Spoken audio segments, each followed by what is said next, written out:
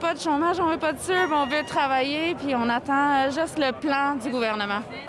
Des travailleurs de l'aviation ont manifesté aujourd'hui à Toronto, à Montréal, pour demander de l'aide, une stratégie nationale pour le secteur aérien. Manifestation à l'aéroport Pearson de Toronto et devant les bureaux du ministre des Transports, Marc Garneau, à Westmount. Notre invité ce soir, Chrystia Freeland, ministre fédérale des Finances, qui a prononcé un discours aujourd'hui devant la Chambre de commerce du Montréal métropolitain. Discours virtuel, faut-il le préciser. Bonsoir, Madame Freeland. Bonsoir. Votre gouvernement est très fortement intervenu pour soutenir les Canadiens depuis le début de la crise. Mais là, on entend les travailleurs du secteur aérien, par exemple, qui se sentent oubliés. Est-ce que vous prévoyez annoncer de l'aide pour le secteur aérien dans votre mise à jour économique? Gérald, si vous me permettez, je veux préciser un petit peu parce que les travailleurs du secteur aérien, comme tous les travailleurs autour de notre pays, ne sont pas oubliés. Et je veux souligner que la subvention salariale est utilisée par les travailleurs, par les entreprises dans tous les secteurs du Canada. Parlant de subventions salariales, le secteur aérien a utilisé plus de 1 milliard de dollars avec la subvention salariale. Alors, c'est beaucoup oui, d'argent, même en pleine pandémie. Alors, le fédéral est là maintenant pour le secteur. Vous avez raison que nous comprenons qu'il y a des secteurs, il y a des entreprises autour du Canada qui font face à des restrictions particulières à cause de la crise sanitaire, à cause de la quarantaine, oui, à cause des restrictions à la frontière, à cause des mesures du reconfinement qui sont prises et que j'appuie fortement par les provinces. Alors, il y a des entreprises, des secteurs qui font face à des restrictions particulières et on travaille maintenant pour trouver des façons pour aider ces secteurs aussi. OK. Vous dites que vous avez un plan, une boussole, dites-vous, alors que les taux d'intérêt très faibles vous permettent quand même d'emprunter, d'investir en ce moment dans l'économie. Il y a quand même des gens qui sont inquiets de l'endettement et qui se disent qu'il faut arrêter quelque part, que ça prend une limite. Est-ce qu'il y a une limite à ce que vous pouvez dépenser pour soutenir les Canadiens? Comme j'ai dit aujourd'hui, Gérald, je suis d'accord qu'il y a une limite et qu'il n'y a pas d'échec en blanc. En même temps, je suis convaincue qu'aujourd'hui, il est absolument nécessaire pour le fédéral d'appuyer les travailleurs, les entreprises, l'économie canadienne. Ce n'est pas...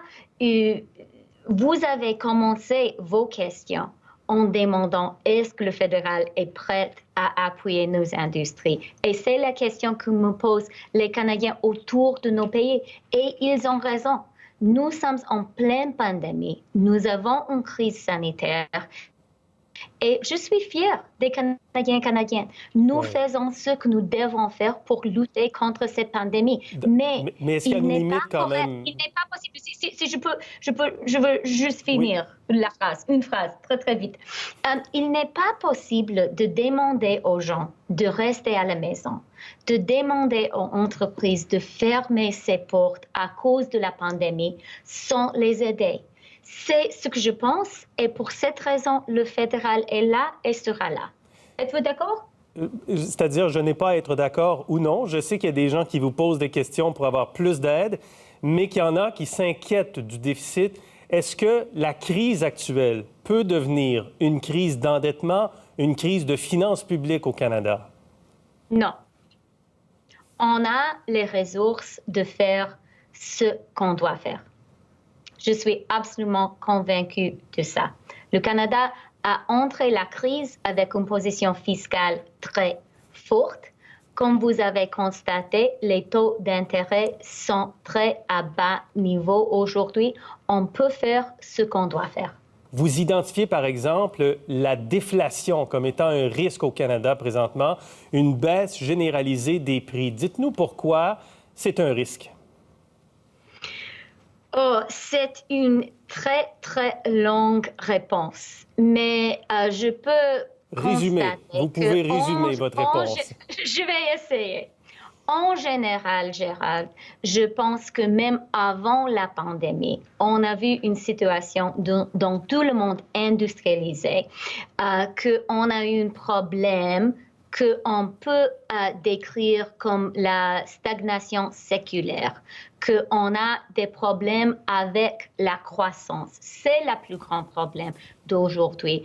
Et pour cette raison, comme j'ai expliqué aujourd'hui, je pense que la première chose qu'on doit faire aujourd'hui, c'est lutter contre le coronavirus. Mais la deuxième chose qu'on doit faire, c'est avoir un plan d'investissement pour avoir une relance forte, une relance robuste, une relance qui a aidé la compétitivité du Canada à l'échelle mondiale.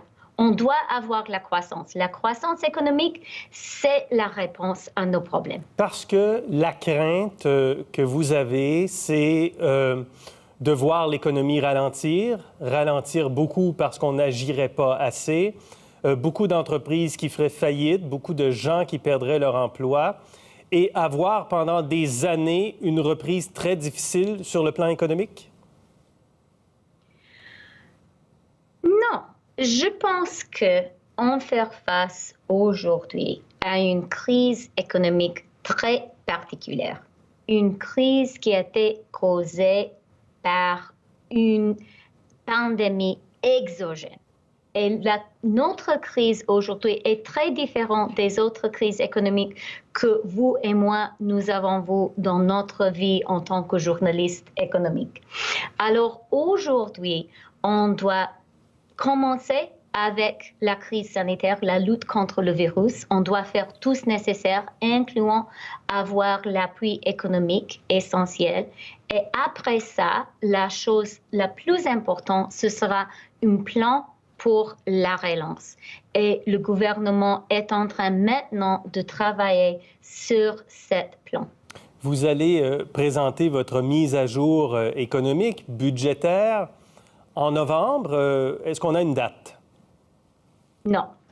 Ou peut-être on a une date, mais on ne va pas annoncer la date ce soir. On aurait aimé avoir le scoop, mais on va attendre. Merci. En attendant, est-ce que le résultat de l'élection présidentielle aux États-Unis aura un impact sur l'économie du Canada et sur vos choix budgétaires? J'ai écouté votre transmission sur cette question. Évidemment, oui.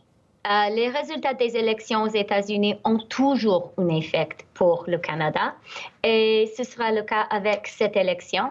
Je veux assurer les Canadiens et Canadiennes que notre gouvernement est absolument prêt à toutes les possibilités, toutes les éventualités.